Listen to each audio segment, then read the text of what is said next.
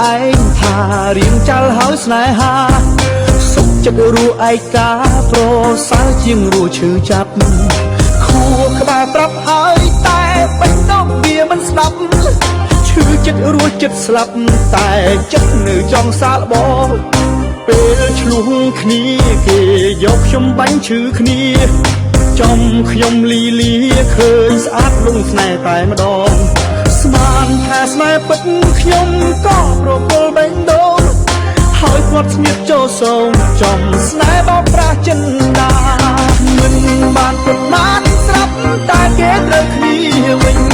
ដកកងសាគួរចេញព្រោះគេលែងត្រូវកា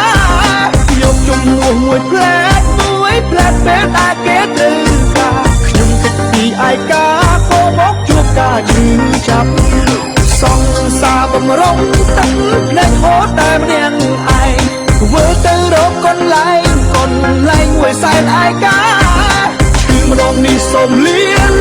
ហើយពាក្យថាស្នេហា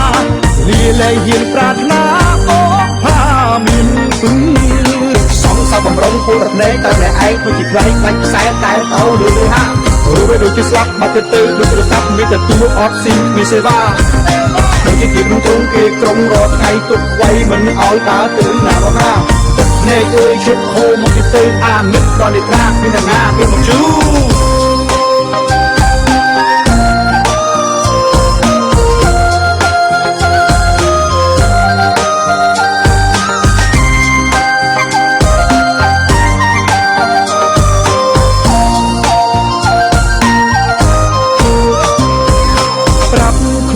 ឯងថារៀងចាល់ហើយស្នេហាសុខចិត្តរស់ឯកាប្រសើរជាងរស់ឈឺចាប់ខួរក្បាលប្រាប់ហើយតែបេះដូងវាមិនស្ដាប់ឈឺចិត្តរស់ចិត្តស្លាប់តែចិត្តនៅចង់សាកល្បង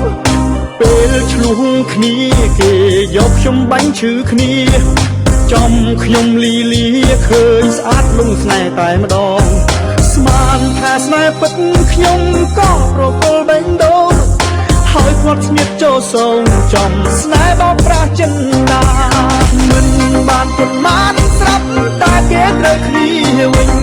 ដកកងសាគួរចេញព្រោះគេលែងត្រូវការយកជំនួសមួយផ្លែតពេលតែគេត្រូវការខ្ញុំគិតពីឯកាក៏មកជួបការឈឺចាប់សង្សារបំរុងទឹកភ្នែកហូរតែម្នាក់ឯងធ្វើទៅរកកន្លែងមួយសែនឯកាឈឺម្ដងនេះសូមលាហើយពាក្យថាស្នេហាលាលែងហ៊ានប្រាថ្នាអូផាមានពឹងសង្សារបំរុងពូទឹកភ្នែកតែម្នាក់ឯងដូចជាខ្លាំងដាច់ខ្សែតែទៅលើហាវាដូចជាស្លាប់បាត់ទៅដូចទូរស័ព្ទមានតែទូអត់ស៊ីមានសេវាដូចជាគេក្នុងទ្រង់គេក្រុងរត់ថ្ងៃទុកໄວមិនឲ្យដើរទៅណាមកណាទឹកភ្នែកអើយជប់ហូរមកពីទៅអានិតដល់នេះត្រាមានណាគេមកជួ